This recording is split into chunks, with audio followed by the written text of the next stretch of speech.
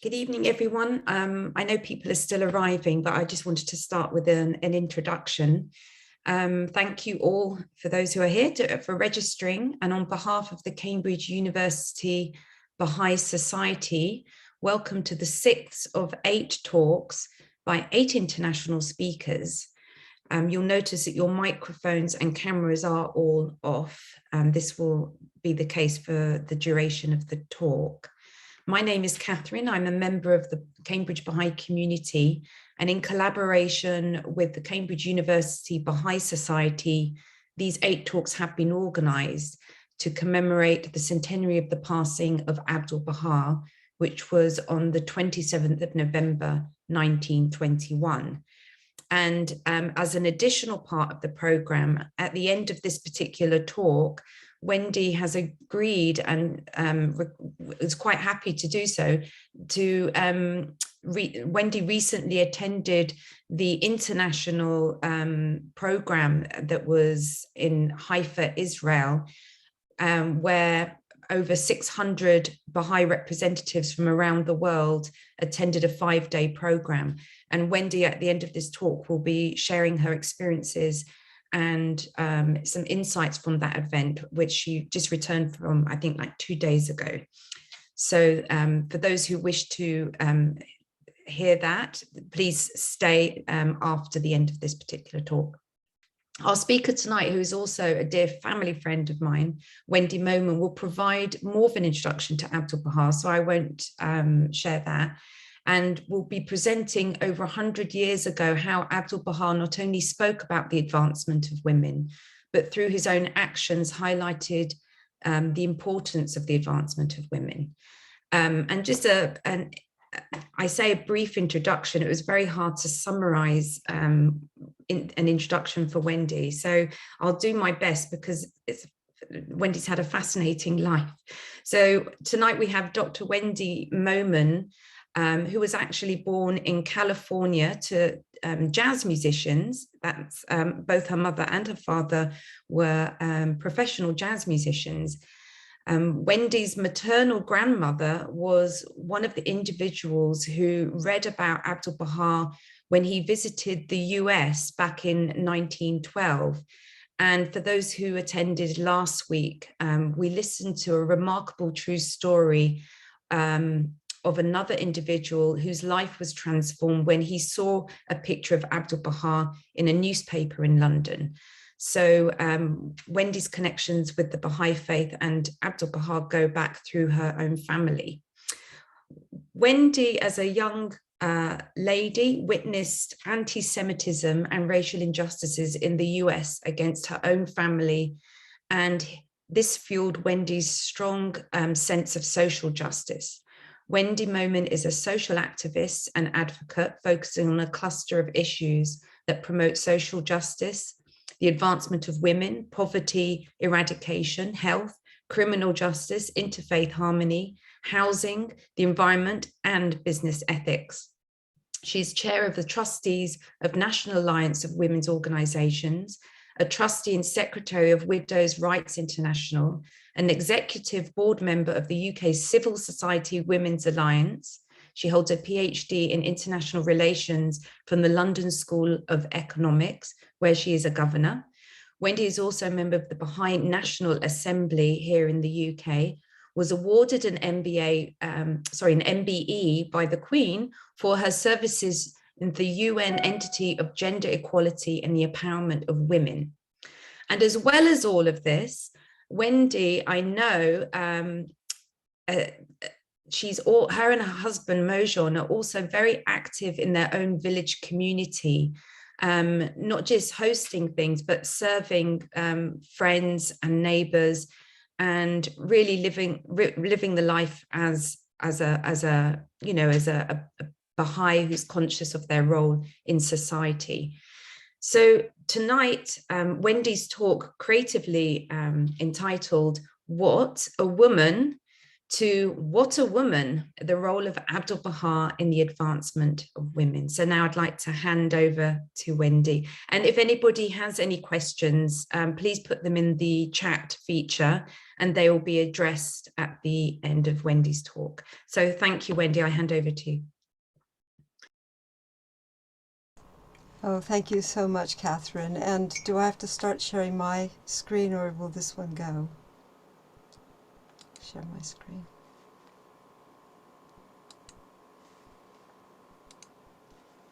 So I hope everyone can see that. Catherine, give me a heads up if you're not seeing it. Yes, I can see it clearly. Okay, Thank you. thank you so much.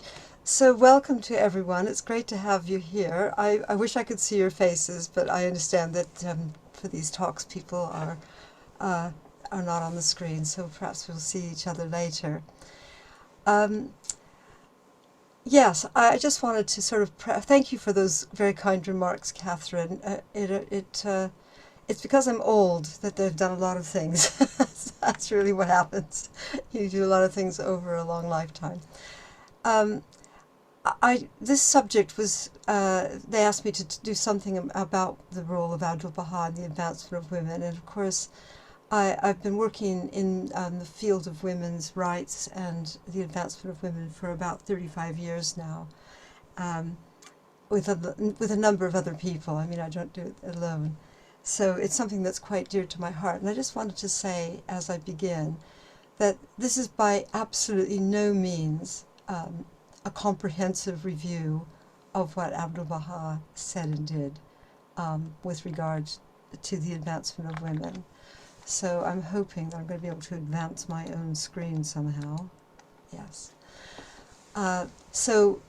If there are gaps, and there will be things that you cannot, you will not be able to see, I won't be able to talk about tonight. There's a lot of information online about Abdu'l-Bahá and women, and you can look all of it up. So just to mention something about Abdu'l-Bahá, he was the son of Baha'u'llah, and Baha'u'llah brought the divine revelation that established the Baha'i faith in the 19th century. And Abdu'l-Bahá was the perfect example of his father's teachings. He was also the interpreter of those teachings. Thus, the way he lived his life and the letters that he wrote to people, the words he spoke when he was giving talks about the teachings, are really significant signposts for Baha'is and actually for humanity at large about a number of things: how to live lightly on the planet, how to live harmoniously with everyone, how to make a world that's live-inable for everyone. These are all teachings that come from his father, of course, but Abdu'l-Bahá's job, among many others, was to enable the people of the world to understand those teachings in a practical way in this time, and to enable particularly people in the West who perhaps would not have had access to the original language of Persian and some Arabic, to actually translate them, not the words, but the actual ideas into a practical way of living our lives. So his advice was intended for several levels of society. For example, he wrote an open letter to the Shah and to the people of Iran regarding the necessity for that country, which was his own home country, although he left it when he was 8 years old as an exile.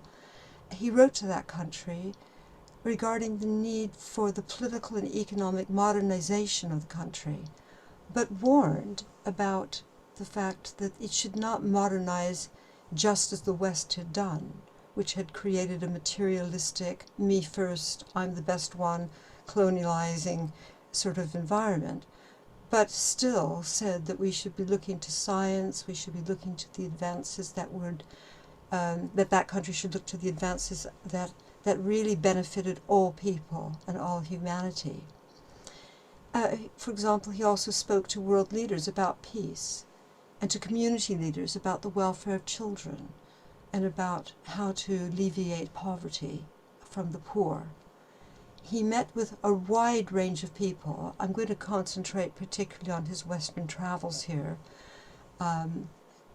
because this is where he really expanded the idea of the advancement of women.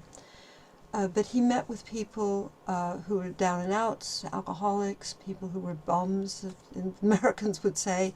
He also met with faith leaders, with suffragettes, with academics, with students, with politicians, artists, industrialists, people who were very talented and people who were really unremarkable. This picture here shows him. He was invited to speak at one of the series of at the time, very famous series of peace conferences in the United States in New York called the Lake Mohank Peace Conferences, and he gave 2 talks while he was there. This is a very poor representation of a newspaper article from the New York City Times, not the New York Times, the New York City Times at that time. He traveled for only about 2.5 years in the West. For the rest of his time, he arrived in Akko, or Akka as the Baha'is call it, which was the most western part of the Ottoman Empire, in 1868 as a young man, having been exiled with his father from the age of 8 across what was the Ottoman Empire. From Iran, he was sent into the Ottoman Empire, and then they wound up in this outpost, a prison city, basically on the Mediterranean Sea. And he lived there for more than 40 years of his life in this one tiny little Middle Eastern town as a prisoner of the Ottomans until 1908, when, like all the other political prisoners, he was released with the Young Turk Revolution in that year. There, he made visits to all the homes. He fed the poor. Remember, he was a prisoner. He provided winter coats. He gave alms. He paid for people's medicine. He educated their children. He cleaned their houses. He did this every day. This wasn't a once in a while thing. This is what his daily job was that he created for himself. He built the capacity of the women of that area and of his own household. He was kind. He was helpful to his captors, and even to those who despised him. People who would spit on him, who wouldn't touch him. He still went and cleaned their homes. They accepted that, but they wouldn't speak to him. He was truly the servant of all, hence his name, Abdu'l-Bahá, the servant of the glory of God. Here he is being knighted by the British government after the First World War, when he had had the foresight to store grain that he grew on his own land, Baha'is, near the Sea of Galilee, and he'd stored that grain over a number of years. And when famine loomed because of the war in that area, First World War, he was able to feed the populations there, and he was knighted for that service to humanity. So having spent almost all of his life as a prisoner and an exile in the Middle East, he was set free in 1908, and he traveled from the Middle East to Europe in 1911, and to Europe and North America in 1912 and 13. And what he did was to take his father's message of a renewal of religion and how to build a new civilization built on the spiritual principles of peace, justice, unity, and the equality of women and men, and many other principles, such as the harmony of science and religion. And he took those to a Western audience. Many of the people he addressed were people who were interested in those topics. They were sort of left-of-center political activists in their way. Many were already sympathetic to his vision of a new world, of equality, social reform, and peace. Among the people who read about him was my 16-year-old grandmother, a Norwegian immigrant to the United States, who practiced reading English by reading newspapers. She read about him at that time. She never heard the word Baha'i. She didn't even know his name because he was just called the Apostle of Peace, I think, in the article that she read in the newspapers. But she was attracted by the concepts that he gave, particularly the concept of the oneness of humanity, because when you're an immigrant in a country, you're very often at the bottom of the pile of social progress. People despise you, they make fun of you, they made fun of her accent, the way that she ate with her fork in her right hand, in her left hand and her knife, like we do in Britain, but that wasn't the American way. and she was called a greenhorn, which was a very derogative term for her. So she was very attracted by this. It wasn't until the end of the 1940s that she actually discovered the Baha'i faith and immediately became a Baha'i as a result of learning who Abdu'l-Bahá was and more of the teachings of the Baha'i faith. So in the course of his travels in the West, Abdu'l-Bahá spoke to large numbers of people. He was invited to speak in many settings, some of them very large and some of them quite small and intimate in homes. He explained and put into perspective Baha'u'llah's teachings on a wide range of subjects: the need for peace, the oneness of humanity, the importance of science as a body of knowledge that needs to be drawn on, including by people of religion, the education of children, the need to search for truth for oneself and not to rely on intermediaries, but to read scripture yourself, to read science yourself, and that required people to be educated, including women to be educated. And of course he talked about the advancement of women and their emancipation. He explained these things not as individual concepts, but as coherent elements of an advancing world civilization, which his father Baha'u'llah had said was why people were created, was to carry forward an ever-advancing civilization, not just a material civilization, but a civilization that had the elements of spirituality, art, beauty, love, justice, and so on in it, and warned us not to drag into that new world order, that new world civilization, the attributes of prejudice, hatred, disagreement and conflict, competition, negative competition, and so forth, that are so individualism, that are so common among ourselves today, and so characteristic of the societies we live in, not to drag those kinds of concepts into this new world order. So we had to renew our understanding of what religion means, how we act as people, who we are, and the ways that we relate to one another, the ways we relate to people, each other, from different backgrounds, from different ethnicities, different parts of the world, different language groups, and also how we relate to each other as women and men, in our private lives and in our public lives as well. He also addressed these issues at the level of policy, speaking to people who had the opportunity as governing people in business, people, industrialists, who had the opportunity to change society themselves. And he also spoke to us as individuals. What can we do as individuals in our individual and private lives to change the way we are, our relationships, how we act with each other? And he used both actions and words to do this. He highlighted a number of themes that have to do with women during these talks. I can't talk about all of these, so I'll just touch on some of them. Obviously, he was talking about the equality of women and men, suffrage, the education of girls and women, work for women and the services that they provide, the concept of peace, marriage, the relationship of women in a marriage with their husbands, the roles of women as mothers, human rights in general, and their civic and political engagement. We'll touch on some of these in this talk. So Abdu'l-Bahá, when he was traveling in the United States, he addressed, as I said, a number of different groups. And one of them was a women's suffrage meeting in May of 1912. Just think of the dates here. We're talking of more than 100 years ago. And he said, for example, in that talk, that in the estimation of God, there is no distinction as to male and female. This is in the estimation of God. So why is it in our estimation distinction? He said that the education of a woman is more necessary and important than that of man. That's a pretty revolutionary idea to come out of the Middle East, 1912. For woman is the trainer of the child from its infancy.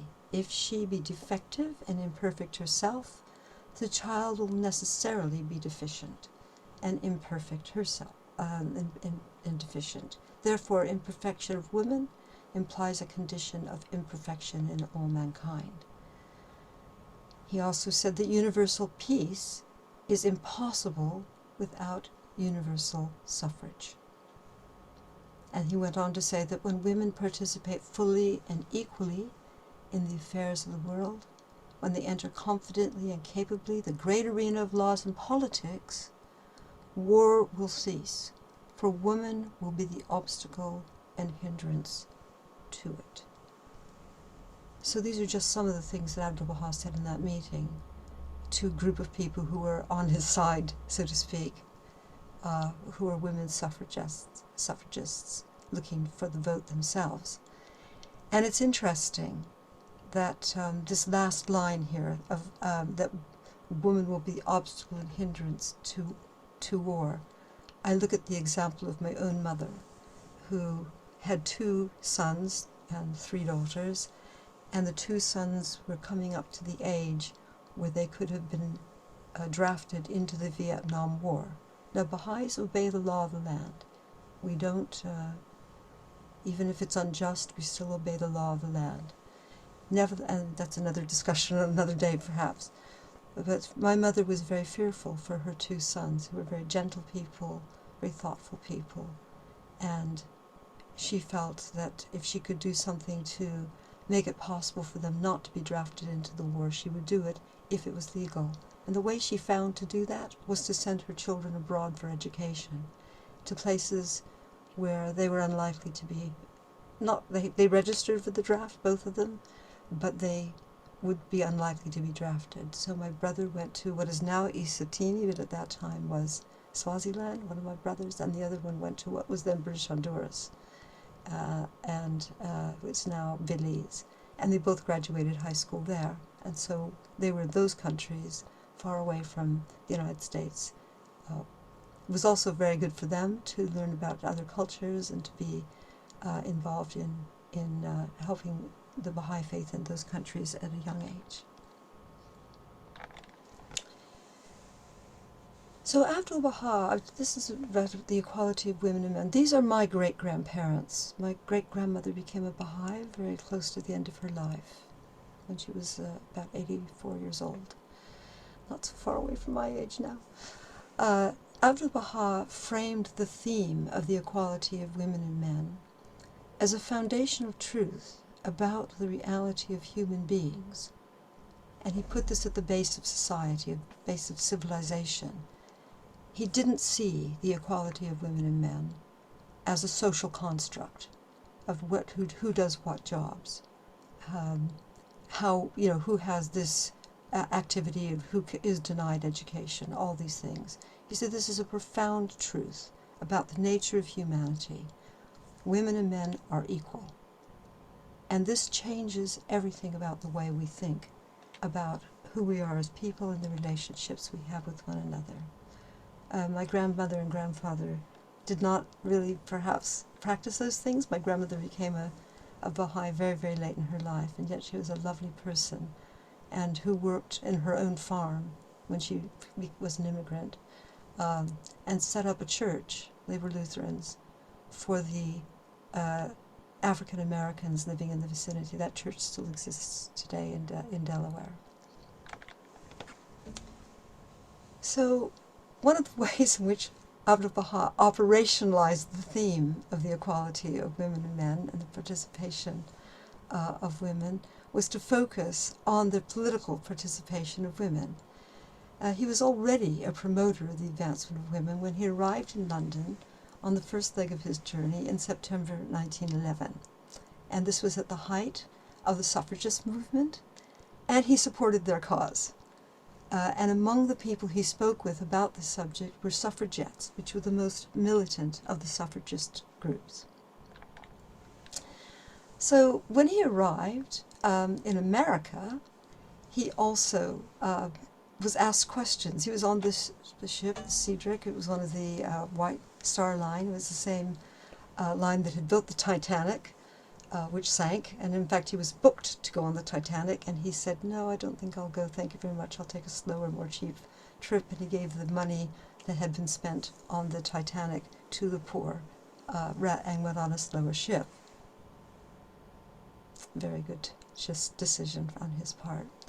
When he arrived in the United States, one of the very first questions he was asked by a reporter, even before he got off the ship, was his opinion, oh sir, I've written this wrong, on women's rights. And he was asked, what is your attitude towards women's suffrage? And he said, the modern suffragette is fighting for what must be, and many of these are willing martyrs to imprisonment for their cause. One might not approve of the ways of some of the more militant suffragettes, but in the end, it will adjust itself. If women were given the same advantages as men, their capacity being the same, the result would be the same. In fact, women have a superior disposition to men. They are more receptive, more sensitive, and their intuition is more intense. The only reason of their present backwardness in some directions is because they have not had the same educational advantages as men. You might question this. We can discuss that later if you like. I also just point out this whole concept about intuition. You know, people always talk about women's intuition as a negative thing. Oh, that's just your women's intuition, you know, as if it were not important. And yet in the Baha'i writings, intuition is one of the qualities that we are intended to develop. How it's not a magical thing, it's not something that is superficial. It's using all of the capacities you have for observation, analysis, thinking, making judgment, and then coming to a conclusion, having searched for truth for yourself. Then you develop a way of understanding the world and thinking about it in a particular way that enables you to act in empathy with others, in harmony with the planet itself, and drawing on spiritual susceptibilities, spiritual qualities, as well as practical ones and scientific ones. So it's not for Baha'is, it's not a kind of a jokey thing. It's something that everyone has if they develop it properly through education. He also suggested how women could secure their rights and the best way to do it. We've already had this intimation of what he suggested. He advised one of the suffragettes, this is thought to be Emmeline Pankhurst, she did meet with him on 2 occasions, and it's reported in a volume of materials that were pulled together as magazines that the Baha'is published in the United States during the time of Abdu'l-Bahá's life, called Star of the West. That's what the SW means down there at the bottom. And he advised whoever it was, possibly Emmeline Pankhurst, that the women who are working for the interest of the enfranchisement of women should not commit unseemly acts nor resort to violent measures. Baha'is are not pacifists, but we do not act in violence. Such as things that they were doing was window smashing and police beating, train wrecking, letterbox destroying, kind of like some of the protest groups today, using sort of methods that are destructive. He was suggesting rather that people should demand their rights with the power of intelligence, scientific accomplishments, and artistic attainments. I think that one about artistic attainments is a very, very interesting one myself. He called the. I have to have just a word here about the language. You know, he was speaking in Persian to people who didn't speak Persian, and they were translating through a translator who had used rather what we would now consider sort of old-fashioned language, perhaps, and whose own grasp of English was a little bit, perhaps, weaker than it might have been. Again, they had not had much experience in doing the translations. So sometimes, you know, things like unseemly deeds is quoted from the Persian, but it's not quite perhaps what he might have said. So all of these things that are in translation, we have to take with a little pinch of salt if the language seems strange. So he talks about unseemly deeds would rather retard the realization of their cherished hopes. In this age, a weak person resorts to frightful measures, again, language problems. An intelligent person uses the superior power of intelligence and wisdom. And these are the things that we're trying to develop ourselves, of course. Now, one of the people who when he was in London, we're going backwards now, back to 1911, of course, again, forward to 1913. But in 1911, Lady Blomfield was a Baha'i. She was an Irish woman, probably the first Irish Baha'i that we know of. She lived in London, and she arranged for Abdu'l-Bahá to stay in her own home. She decanted to another location in Cadogan Gardens, rather a fashionable area still in Chelsea. Gave her home to him and his entourage. And here he daily met with large numbers of people. One of the people he met with was the suffragette leader, Emmeline Pethick Lawrence. This is not the same as Emmeline Pankhurst. It's a different woman. She later became a baroness. And she was imprisoned for her for her actions for a period over 9 months, force-fed. But she did meet with Abdu'l-Bahá. And he also met, among many others, with the Theosophist Annie Beeson. I'll give you, the reason I pick out these two women is because of what he said to them. So he said to Emmeline Pethick Lawrence, it was at a meeting of other women in the home of Lady Blomfield, and we have the name of who this woman was. The book doesn't give her name, but we have it in the diary of another Baha'i who was also a suffragette and also went to prison for her smashing of a window. Not quite the Baha'i way, but, you know, it was those days. We have the name of Emmeline Pethick Lawrence from Elizabeth Herrick's diary. Abdu'l-Bahá asked, "Give me your reasons for believing that women today should have the vote."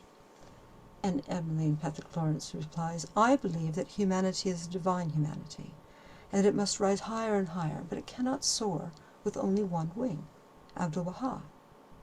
But what would you do if one wing is stronger than the other?" She replies, "Then we must strengthen the weaker wing, otherwise the flight will always be hampered." Abdu'l-Bahá says, "What will you say if I prove to you that woman is the stronger wing?" And she says, "You will earn my eternal gratitude." That phrase of the wing, two wings of a bird, is now come into the scripture of the Baha'i teachings through Abdu'l-Bahá quoting that concept himself, first in his talks and then writing about it in his letters later on. But it's interesting to see that it was a suffragette who gave him that language. I did a lot of research around this, and I cannot discover either in the English language or the Persian Arabic that concept exists before this date in 1911.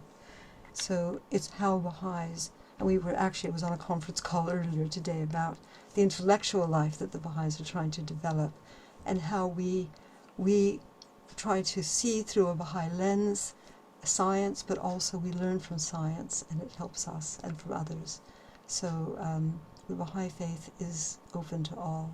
If you're not a Baha'i yourself, you might want to investigate further how you can enable the Baha'is to get these ideas across to people in your own communities.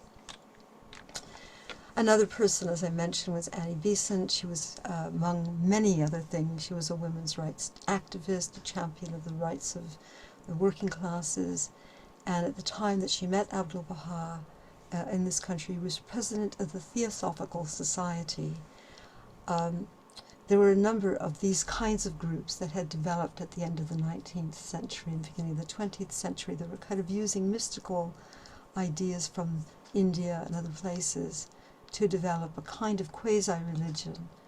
And a lot of British Baha'is had been Theosophists or had studied their teachings, and they still exist as people. In fact, the school that my children and now my grandchildren go to was actually started by the Theosophists, and had many, and still has many of the elements of Theosophy there around the spiritual nature of education as well for young people. So Abdu'l-Bahá spoke to many groups of Theosophists on his Western travels, because the Baha'is who knew them well were able to have him invited to their spaces. His talk to the Theosophists in London was his very last talk in that trip in 1911, before he left for Paris, where he spent more time. But it was the very first public lecture that he gave in which he mentioned the Baha'i principle of the equality of women and men, and that's why I bring it in here. Because up to that time, he had given short, he'd spoken private home. He hadn't given many public talks. In fact, his very first public talk in the whole world was given in London on this tour. So he began to develop, as he met with people, he began to develop some of the things he knew people were interested in on these Western travels, the things, reading the reality of where he was, and he was already a champion of women's rights, and he began to include that in his articulation of his father's teachings for the Western audience. They were all in his father's teachings, but he brought them out specially when he met the audiences he met in the West. He also talked very much about the education of girls. The Baha'i teachings state that if families can afford to educate only a few of their children, first of all, they're obliged to educate their children. This is the responsibility of parents, and they are also very much responsible for educating all of their children. But if they can only educate a few, then they are obliged to send their girls to school rather than their boys. That concept is actually today not well understood anywhere in the world, including in this country, that you should give priority of education to the girls rather than to the boys. And it has far-reaching implications for the education of future generations, for their work and leadership, the leadership of countries, as well as leadership in industry and in business. So while Abdu'l-Bahá set out the equality of women and men as a fundamental reality and truth, as we first discussed, he also set out how this was to be realized through girls and boys having the same curriculum at school and through the education of women. And if you think about the nature, not just of the West, but of many, many parts of the world, even today, women are among those who are illiterate. Girls are the last ones to get education. They're the ones who drop out of school because they don't have clean toilets in which to change when they're in their menstrual cycle. There's a whole range of things that put pressure on girls to leave school: cutting, female genital mutilation, the pressure for them to marry very young and have children. You heard I work with Widows' Rights International, and one of the things that we're trying to work on is the prevention of girls, child brides, children who are given to older men to be married so that they can produce children when they are children still themselves, a very dangerous practice. So Abdu'l-Bahá talked about the children should be educated, but it's better if parents cannot educate both boys and girls, he said, then it would be better to educate the girls, for they will be the mothers of the coming generation, which we've already looked at. He said, this is a radical idea for the East, where I come from, but the chief cause of mental and physical inequalities of the sexes is due to the custom and training for which ages past have molded women into this ideal of being a weak vessel. And this is one of the things these prejudices against women had to stop, he said. This was radical in 1912, it's still radical today. He suggested, for example, the subjects that girls should study. He said arts, sciences, industrial and agricultural sciences, law and economics specifically. He mentioned these. This is not to cut out other issues, but he did mention these in particular. And of course, even before he traveled to the West, Abdu'l-Bahá had begun developing the concept of the education for girls. Not only did he write about this extensively, particularly to the Baha'is in Iran. Of course, he was not in Iran himself at this time. Then he encouraged the opening of schools for girls across Iran. And even small villages did this. He would open a usually segregated school, a girls' school and a boys' school, because at that time it was not proper for girls to mix with boys in that society. In that society, it's still not proper. And the first Baha'i school in Iran for girls was the Tarbiyat School, which was opened in 1899. This is a picture of it. My husband's auntie went to this school. That's another story. He also talked about careers for women. When he was speaking to schoolgirls in the United States, he pointed out important career paths for them to think about. He said that they must especially devote her energies and abilities towards the industrial and agricultural sciences, seeking to assist mankind in that which is most needful. Today we would call this STEM studies. Again, this was not something that girls were doing at this time particularly. They were doing, what we used to call home economics, which is really cooking and sewing. And, if you wanted to do woodwork or metal craft or something like that, even when I was a girl, that was not accepted. I did manage to do automobile maintenance. Because I just thought it would be a good thing to learn. I was pleased I've done it. I did it. He also talked about peace. I'm going through these rather rapidly. There are many, many things that Abdu'l-Bahá said in his 8-month travels in America, not to mention his 4 months in Europe. He linked the emancipation of women and their right to vote with the achievement of world peace. Now, we talked a little bit about this earlier. He said that strive that the ideal of international peace may become realized through the efforts of womankind. For man is more inclined to war than woman, and a real evidence of woman's superiority will be her service and efficiency in the establishment of universal peace. Now, you may argue with some of those sentiments, but it's what Abdu'l-Bahá said. He said that woman is by nature opposed to war. She's an advocate of peace. Therefore, as woman advances toward the degree of man in power and privilege, with the right of vote and control in human government, these are things he thought women should do, most assuredly war will cease, for woman is naturally the most devoted and staunch advocate of international peace. He also talked about the strength of women. Now, the women in the top row is just a picture of some of the prominent women of the past. One on the left is top left is a imaginary picture of Tahirih, who was not a Baha'i but was a Babi, a follower of the Bab, who preceded Baha'u'llah. But she was a strong advocate for women's rights. In fact, when she was killed, she said, "You can kill me as soon as you like, but you cannot stop the emancipation of women." She was a very learned woman. She was educated by her own father. And she, as I said, was an advocate for women's rights as well. And these are just a selection of other women who have suffered and are still suffering, but are all stood up for the rights of women. You'll see among them people from different backgrounds.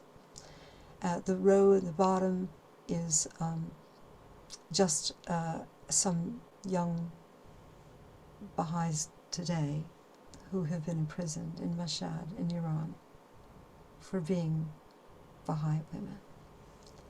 Abdu'l-Bahá said that woman is indeed of the greater importance to the race. She has the greater burden and the greater work. The woman has greater moral courage than man. She has also special gifts which enable her to govern in moments of danger and crisis, like what we're in now. Where are all of our women leaders? There are some marvelous ones out there. We need more. He also said that the world has changed. This was in 1912. He said the world in the past has been ruled by force, and man is dominated over women by reason of his more forceful and aggressive qualities, both of body and mind. He didn't say those were wrong qualities, by the way. These were the qualities that were needed in the past. But he said the scales are already shifting. Force is losing its weight, and mental alertness, intuition, again that concept, and the spiritual qualities of love and service, in which woman is strong, are gaining ascendancy. And he went on to say, hence the new age will be an age less masculine and more permeated with feminine ideals. Or to speak more exactly, will be an age in which the masculine and feminine elements of civilization will be more properly balanced. I remind you of challenges of language and translation in this. He's not putting down men. He's not necessarily erasing women. He says that in each human being we have these qualities which have been identified by some as masculine and feminine, but these will be more balanced in the future, and we will be a more generous, loving and caring community of people when we all have these different qualities, but we still do need the strengths that come from what might be considered masculine or man qualities or something like that. It's just a way of understanding that we need a mixture of strengths and qualities in each of us. Now, the other thing that Abdu'l-Bahá did was, this is a picture, by the way, that's come from the Haifa. I was just there. There were lots and lots of women there. Abdu'l-Bahá also didn't just talk about these things. He actually worked to develop the innate qualities and capacities of women. He recognized that women had these qualities and these capacities, and he enabled them to develop them. And one of the things he did was to give responsibility to different women for different areas of the growth and maturation of the Baha'i faith itself. Or another thing he did was to enable them to embed certain teachings. For example, the oneness of humanity, to understand it better themselves and then to apply it in certain ways. This had the effect of enabling the institutions of the Baha'i faith and the wider community to develop a greater understanding of the reality of the equality of women and men, not just the superficial one that still is current, but a more profound one, and to foster that so that the Baha'is themselves could reflect it in their own interactions with other people, and that they could champion the rights of women where that was required, which it certainly was at that time. So here's just a few examples of what Abdu'l-Bahá did. He wrote a very interesting letter to the first African-American woman who became a Baha'i. She had been born from a slave background in 1864. She possibly had a Native American background as well. We can't certainly ascertain this. This is not her. These are her nieces. We don't have a picture of her as far as we know.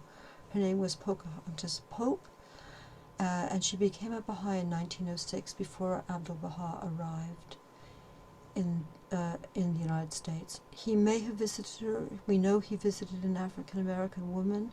She was pretty much the only one around, but we don't know that he exactly did this. But many years later, after his visit, he did write to her this interesting letter. He said, remember that segregation was in the United States was complete at that time. Every state had laws that prevented white and black people from meeting, from marrying. That was even true when I was born. There were 26 states in the United States in which it was illegal for a black and a white person to marry each other when I was born in 1950. So he wrote to her, "Render thanks to the Lord that among the race thou art the first believer, that thou hast engaged in speaking sweet-scented breezes, and hast arisen to guide others. It is my hope that through the bounties and favors of the Abha beauty, that is Baha'u'llah, thy countenance may be illumined, thy disposition pleasing, and thy fragrance diffused, that thine eyes may be seeing, thine ears attentive, thy tongue eloquent, thy heart filled with supreme glad tidings, and thy soul refreshed by divine fragrances, so that thou mayest arise among that race and occupy thyself with the edification of the people, and become filled with light. Although the pupil of the eye is black, it is the source of light. Thou shalt likewise be. The disposition should be bright, not the appearance. Therefore, with supreme confidence and certitude, say, O God, make me a radiant light, a shining lamp and a brilliant star, so that I may illumine the hearts with an effulgent ray from thy kingdom of Abha." Probably no one had ever written to an African American woman in that way, saying that she should be a light to her people, and that the pupil of the eye is where light enters, and not just light, but vision. Another woman was Agnes Parsons, and she was the opposite end of the scale. She was a wealthy and prominent philanthropist in Washington, D.C. She had visited Abdu'l-Bahá in the Holy Land, and she became a Baha'i in 1910 after that visit. She also arranged his travel and accommodation in the United States, and although she was not absolutely quite separate from the race issue, in fact there was another family that was very involved, she was not involved at all in that issue, she was asked by Abdu'l-Bahá to arrange and host the first race amity conference in May 1921, the first of many across the decades that were held. She did this without having any skill set around it at all, and yet she managed it, and she brought together huge numbers of her own family, of her own contacts as a wealthy woman, to conferences where they were talking about the oneness of humanity, much against the grain, but she did it as Abdu'l-Bahá asked her. He saw her capacity and he invoked it. Another one was Coralie. She arrived in Palestine to see Abdu'l-Bahá on the 25th of February 1907.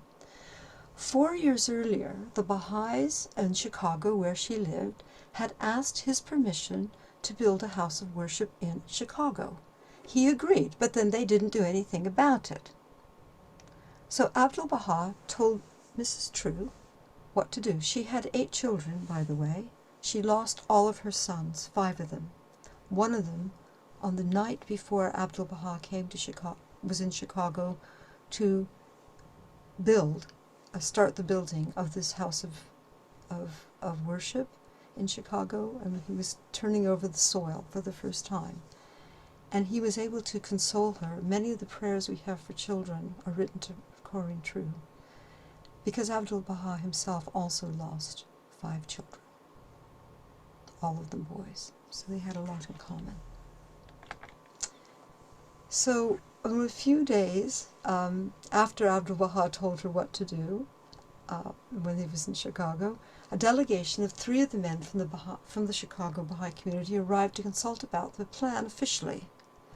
And they were very surprised to discover that Abdu'l-Bahá was not willing to speak to them about it. He said, "When you return, you consult with Mrs. True. I have given her complete instructions."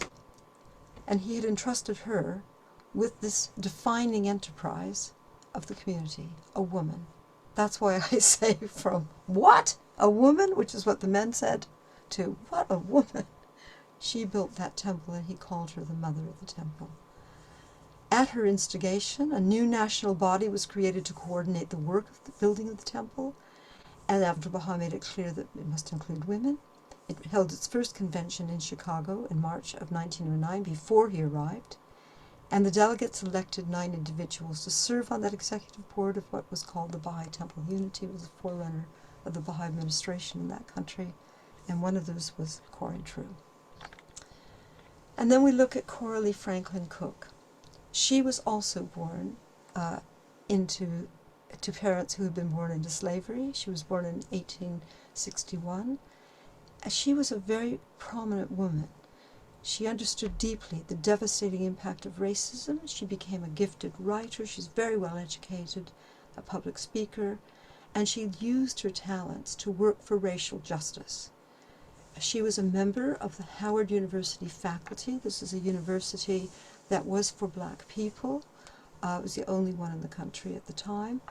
And she helped to make it a place where people of color and their ideas could both grow. She focused on empowering female students, again, very unusual at that time, particularly Black women, and providing with positive role models. When she became a Baha'i, after Abdu'l-Bahá's visit to Howard University, where he spoke about the subject of science, she encouraged the Baha'is to be champions of equality. When some of the Baha'is wanted separate meetings for the different races, she decided to be concerned about it. She firmly believed that the Baha'i teachings were the answer to healing racism.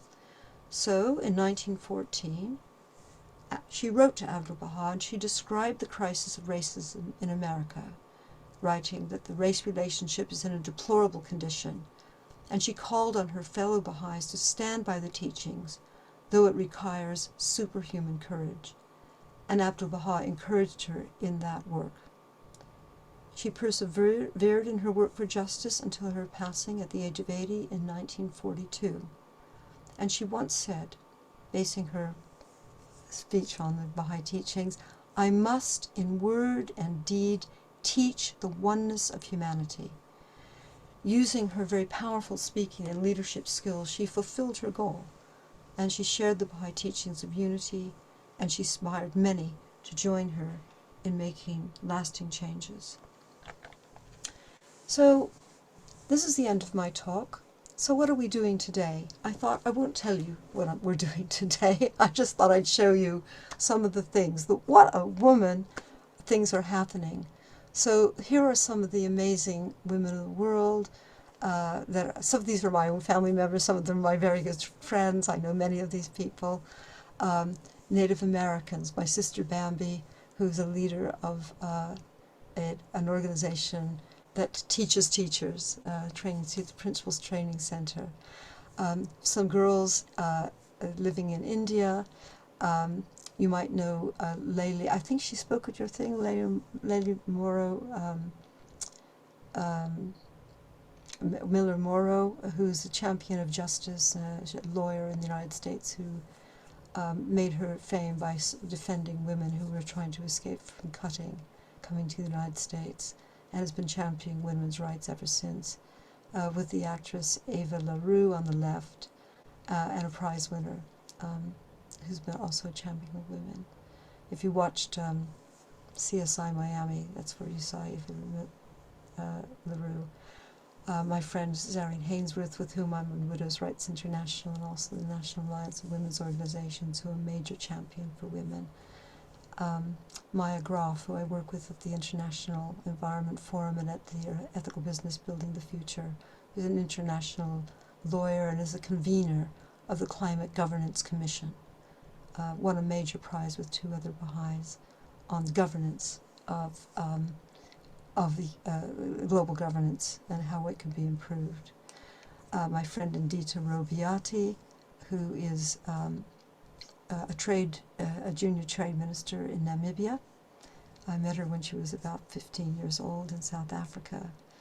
My friend Naz Ghane, there at the bottom, working in the European Parliament as an international human rights lawyer. And then the girls that we work with through the Women's National Alliance, with Zareen there in the middle, who are championing the rights of girls as well. And a few other pictures, again, Adita put in that one twice. Women of Tonga in their ta'awalas, performing artistic dance for an open day to champion women. Women of Mongolia studying together, my friend Janet, and her book on A Seed in Your Heart, which is the story of the first a black man, Lewis Gregory, and a British white woman, the first interracial marriage in the Baha'i faith, and many other people, talented Baha'is, including a distant relative of mine there in the middle on the bottom right, Rebecca Razavi, who at that time was a deputy ambassador to Singapore and other countries, Sudan and so on. So that's the end of my talk. I hope it was okay and that you found it interesting. Thank you. I'll just give a little thank you. These are the Baha'i women in my life. My grandmother on the left. I'll give her name because these are all very important people to me. Her name was Katrina Gunderson, my grandmother, in the middle there in her wedding dress on her day of her wedding when she was 18 years old, 17 or 18 years old. As I said, as an immigrant, she was the first Baha'i in our family, Anne Morris. My mother, Carol Allen, my daughter, Carmel, my mother-in-law, Gloria Momen, who my husband's with right now. She's just broken her hip in Haifa, and my little granddaughter, Lally, who's turning 15 in a few days. This is an early picture of her. So that's the end. Wendy, thank you so much for such a comprehensive and really well-researched look into the influence that Abdu'l-Bahá had and is still having in the advancement of women. And I think not just the advancement of women, but as you've said, the advancement of civilization, really, because without the advancement of women, there isn't going to be an advancement of civilization. So at this point, I invite questions, and we have a question here. We have some sharing, and then a question from Nima. Thank you for the talk. How do you understand the concept of equality being a fundamental truth in light of the statements such as those regarding women's greater moral courage and intuition? Is it a case of equality not being sameness? If so, what is it?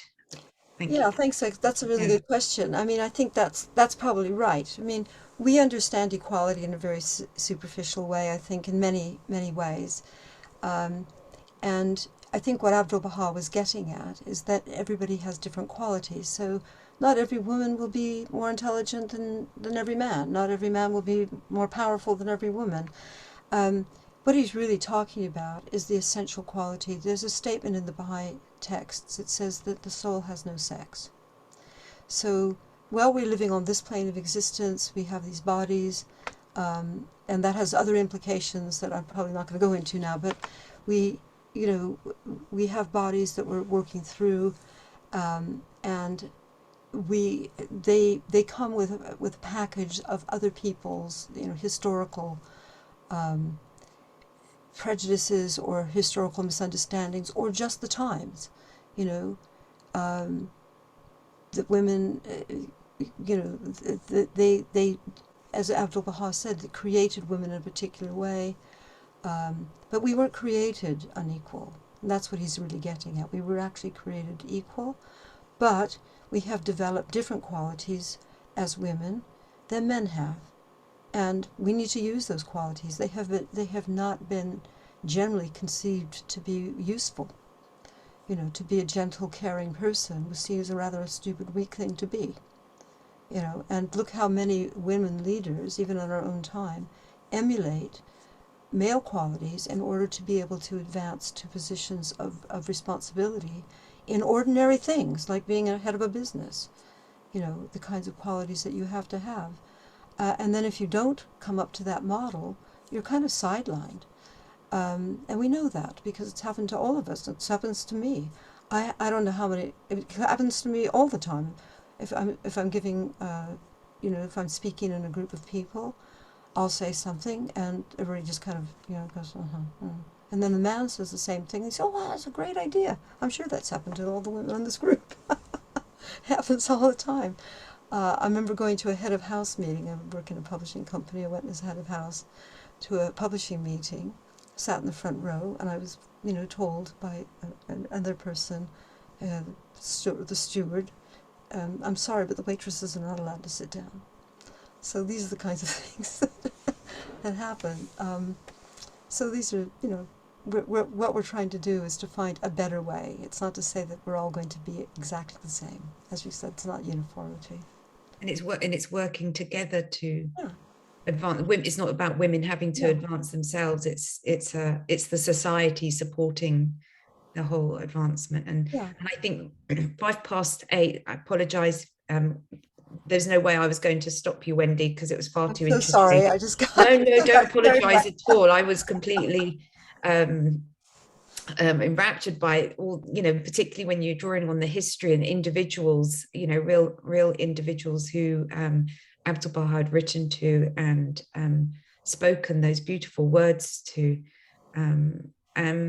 And for just to end this portion of the evening, the program, I think at the beginning I mentioned that Wendy has very kindly agreed to stay on and share her experiences as she has recently returned from Haifa, Israel, where it's the center of the administration, the Baha'i administration, where there is a program of 5 days that to commemorate the centenary of Abdu'l-Bahá. And approximately 600 people were invited from around the world to attend this, and it was an amazing achievement. And Wendy, I think, will share some of that.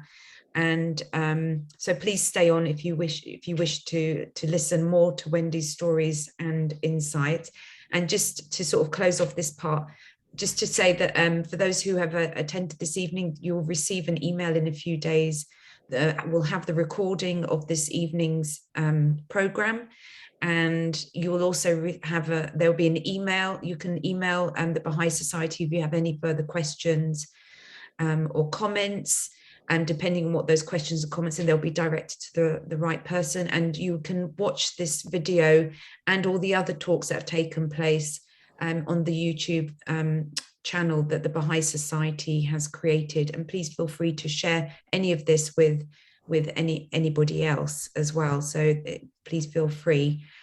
And the next two talks, there's one next week, which is Abdu'l-Bahá, Journey in America, by Robert Stockman. So we've already heard that Abdu'l-Bahá went to America, so Robert Stockman will be expanding on that and sharing more with us. And then the last talk, which is on the 17th of December, is Abdu'l-Bahá and the Modernists. A good friend of Wendy's as well, Robert Weinberg, will be talking about Abdu'l-Bahā's relationship in the art world at that time. So Wendy, I'm going to hand back over to you. You've been looking at history, and now a much more recent history, the last few days you've had. So, you know, these very 8 talks have been for the purpose of the centenary. And but obviously the centenary is being commemorated all around the world in very different ways. And if you could just explain why you went to Haifa and what you took from it, and maybe some of you had some beautiful stories that you shared that were through conversations and meeting people, and these are always, you know, they're always very moving to hear. So I'll just let you share what you can, and maybe people can ask questions if they wish to. So yes, so this was the commemoration of the first of 2 commemorations that were taking place in the Holy Land at the Baha'i World Center at the invitation of the Universal House of Justice, which is the international governing body of the Baha'is. That makes it sound like a business thing. It's actually much more than that. And this first commemoration was for representatives of the national governing bodies, national spiritual assemblies, as they're framed at the moment, of every country of the world, of which there's, I think, about 192, and there's plus some other countries that have administrative committees. They don't quite yet have enough Baha'is to have a national assembly, which requires a larger number. And also they invited people who had served there in the past in senior capacities, like former members of the House of Justice, their spouses, hands of the cause, the spouses, you know, the surviving spouses of hands of the cause, or their children, and so on, and other Baha'is who had been stationed there for many years. So they brought those people back, and randomly, my husband, because his mother, inconveniently for her, broke her hip just before this commemoration, and he was asked to go and look after her, and then they offered him the opportunity to also attend the conference. So the whole event, which was really lovely. The way that the House of Justice framed this particular conference, it's unique. There's never been one like it before. I don't know if there'll ever be another one. They invited 2 representatives from every national spiritual assembly and 1 member of every regional council, which in this country we have 1 for each of the 4 parts of the country, 1 for England, Wales, Northern Ireland, and Scotland. So we had 6 representatives officially there. India had 19, has 19 councils, and I think almost all of their 19 council members were also able to be there. Many countries don't have them. This is a level of the administration which is introduced when there is complexity in a country, and the UK has a lot of complexity. So we've had this for some years now, about 20 years. It's interesting the way that the delegates were chosen from each National Assembly. The instructions were very clear from the Universal House of Justice, and it's pertinent to our discussion. They said to put the names of women into one bag or one box, and the names of the men who are serving in another, and one was to be drawn out from each, so that every National Assembly would be represented by a woman and a man. It was drawn by lots, no merit at all involved, and I got picked out of the women's box. That's how I happened to go. And so there were, it was very, very equally divided members there. We had 3 days of spiritual preparation for the conference, and this involved visiting the holy places, particularly those associated with Abdu'l-Bahá himself. We went to the most great prison, the prison in Akka, in which Baha'u'llah and his family was sent on their arrival in 1868, and that was a very poignant time, because Abdu'l-Bahá himself, for some of the time he was there, slept in the morgue of the prison because there was so much crowding. He also took responsibility for feeding everyone, organizing the cooking. We heard many stories of the things that Abdu'l-Bahá did in each of these places. We visited, for the Baha'is, these will be meaningful to you. For people who are not, they probably won't be, but after the actual prison itself was needed. It's actually a fortress built in the Crusader times, one of the series of Crusader fortresses that the Crusaders built around the Mediterranean area. It was being used for troops. The Ottomans wanted for troops to quarter them there, and they chucked out the Baha'is as prisoners and made them live in the city, which is a fortified and gated city. And they lived in a series of houses there. And we visited some of those homes, the house of Aboud, and also the house of Abdullah Pasha, where Abdu'l-Bahá met many of the Western guests, and also met one particular Western guest, Laura Clifford Barney, who came as a young woman and asked Abdu'l-Bahá a series of questions. She learned enough Persian to do it, but they had proper translators as well. And she compiled a book called Some Answered Questions, which is now part of Baha'i literature.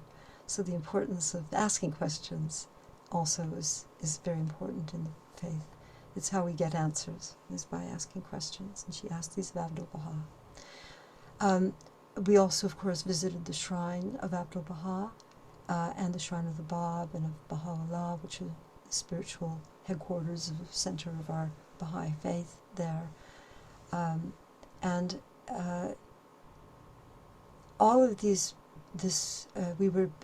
we stayed in Haifa, but we visited in Akka, and we visited the house of the master first to visit it and have a pilgrimage there, and then on the night of his ascension, they took everyone there in small groups, and we had a moment to spend in the room in which he actually passed away 100 years ago on that very night. It was a very powerful experience for us.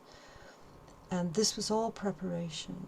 And later on that night, we all met for the commemoration itself, sitting outside, the people who were serving in the Holy Land there at the Baha'i Center, all the people who they brought to help organize these conferences, another 300 or 400 people, plus all of us.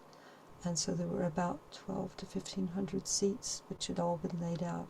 And just to show you the kind of world that we're trying to build, on each one of those seats was a blanket, new blanket, beautifully warm, because the commemoration's at 1 o'clock in the morning, and the dew falls heavily. Although that night it didn't. It was a beautiful night, but that was how thoughtful it was, that everybody got a blanket for that evening. And that characteristic of hospitality and generosity of his spirit carried on through the whole activity. I just mentioned that the next 3 days after this spiritual preparation of pilgrimage and prayer were 3 days of conference in which there were 3 different talks about Abdu'l-Bahá, all of them given by women. the women members of the International Teaching Center, and all of them introduced by women. So again, this theme that we've been talking about tonight was giving that example of women leadership as well. And the three talks were about Abdu'l-Bahá himself as the center of the covenant, Abdu'l-Bahā's will and testament, which was the legacy that Abdu'l-Bahá left for the Baha'i community, that is the foundation of the administrative order of the Baha'is.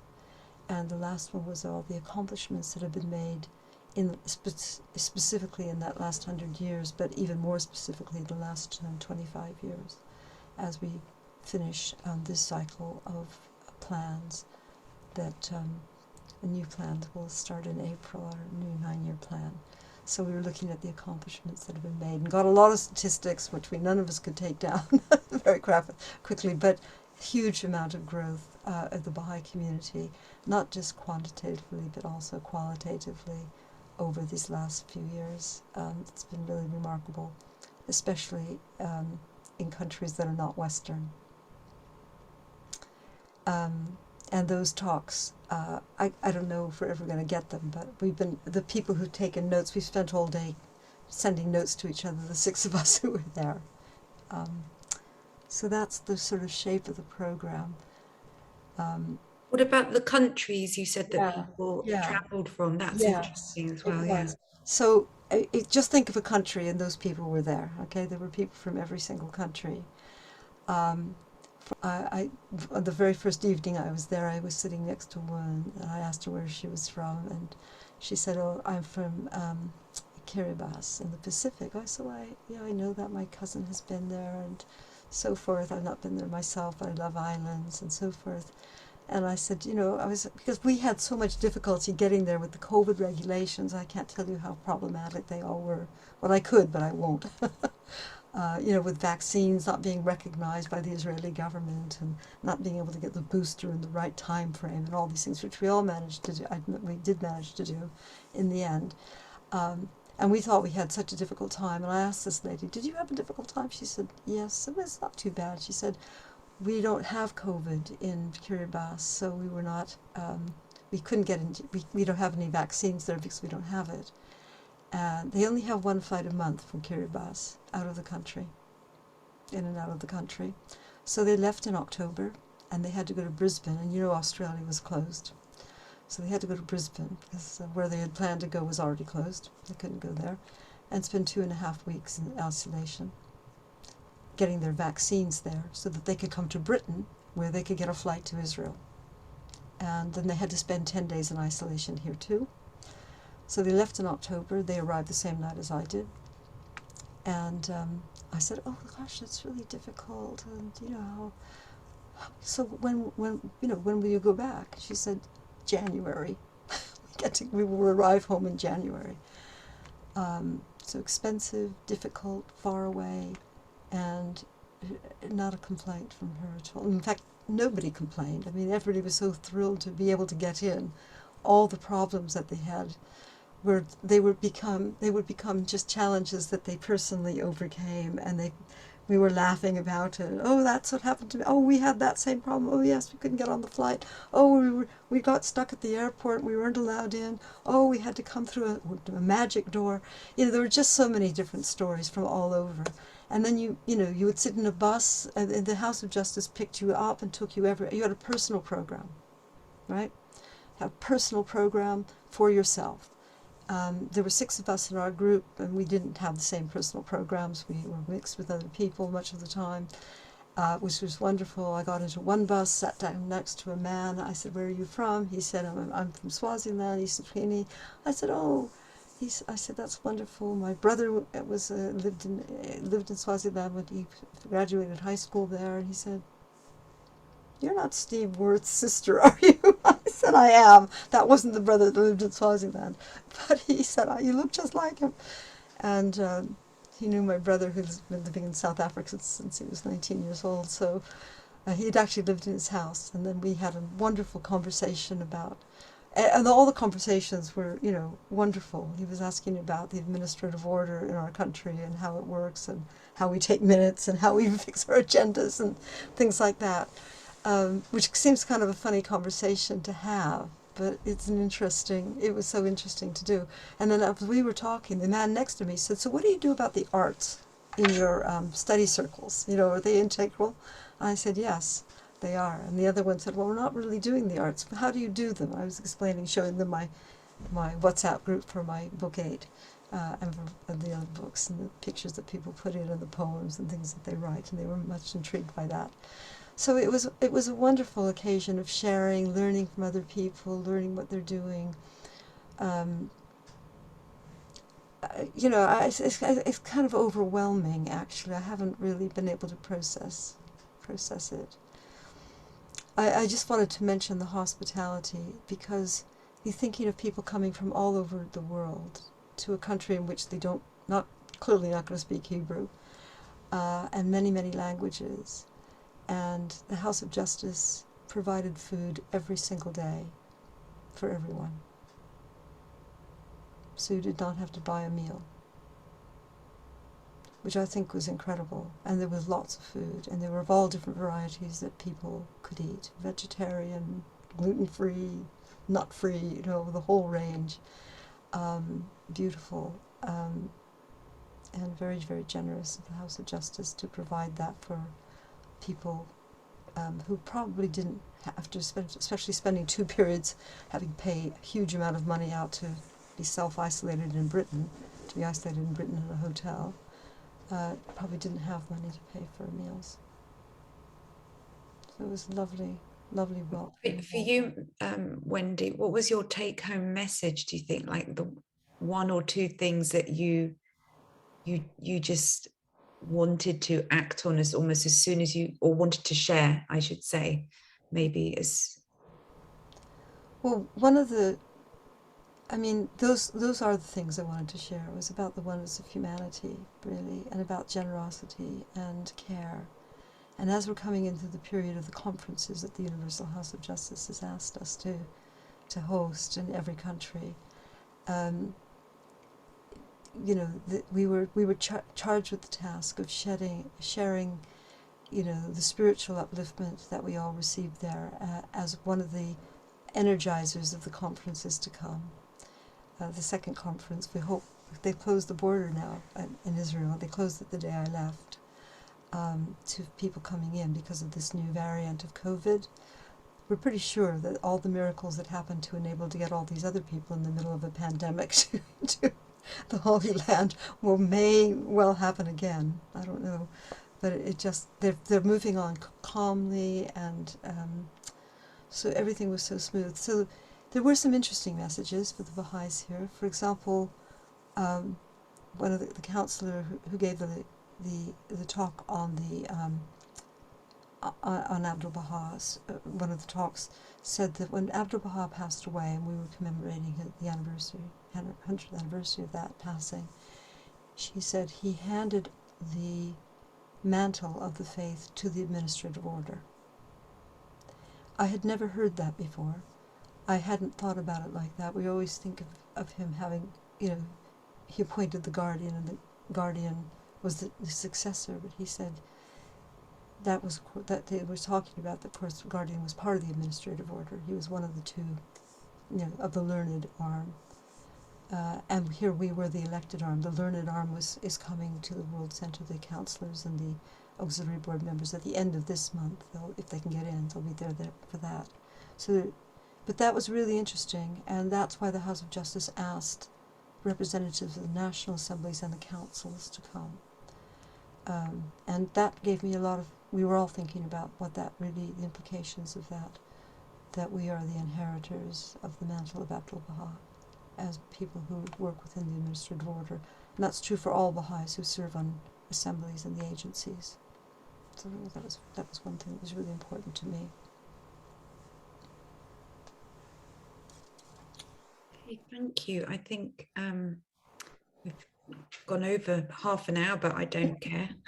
I think it's far more, it's just your description, I think, of over 600 people gathering, to me, it's sort of a living evidence of the potential within humanity, that, beyond all the difficulties and the divisions that are taking place around the world, that 600 people from all over the world can gather together peacefully and lovingly, and joyfully. With a common So focus. uplifted. Oh my gosh, it was just. And despite all the difficulties, you're smiling and sort of, basking in each other's sort of presence, really, and just amazed that, and everyone's treated with equality, no matter what country or how long they took to get there. There's equality. Everybody is the same and has the same respect and hospitality. So I think it's just a reminder of what we're working towards in the rest of the world as well. So It was. a big thank you again, Wendy, and thank you everybody who has stayed on as well to listen. I'm sure everyone's got something, and I know some friends have already asked for the recording they'd like to share, because it evokes so many thoughts, and especially based on what we're experiencing at the moment in the world, it seems to be quite the remedy that we need to hear to answer some of these issues that we're facing in the world. So thank you again, and for those who are still here, next talk next week, and please sign up with Eventbrite, and wishing you all a wonderful evening and a wonderful weekend, and just see you again next week, hopefully. So thank you again, Wendy. Thank you so much. Thanks for Lots of I love. wish I could see all your faces. I But know. a lot of love. They're all applauding, I'm sure. I send all the love from the House of Justice as well. I just want to make one last point. Yes. There was a standing ovation for the House of Justice at the end, a spontaneous one. And the last song that was sung on the last day by the choir, World Centre Choir, which was conducted by, if anybody remembers Kay Hughes, she's a British Baha'i. She conducted the choir. They sang Abdu'l-Bahá, which we all know. And it made a perfect circle, because that was the song that they all learned at the World Congress in 1963 here in London. So it just made a perfect rounding out. That I really cried at that point. I'm sure. So I send you all the love from all of us who went, and from the National Assembly itself. Thank you. Well, yeah. Thank you. Thank you again for your time, and such short, you've just landed just a couple of days ago, and here you are. So thank you. And a lot of people are saying thank you on the chat as well. So I can see. Thank you so much. Lots of appreciation. Yeah. Okay. Thank you to Catherine and the Baha'i Society in Cambridge. I used to be a member of it myself when we lived in Cambridge. Yeah, you used to live here. We did, yeah. Yeah. So, yeah, send you all love, and you're doing a great job. Thanks so much. You.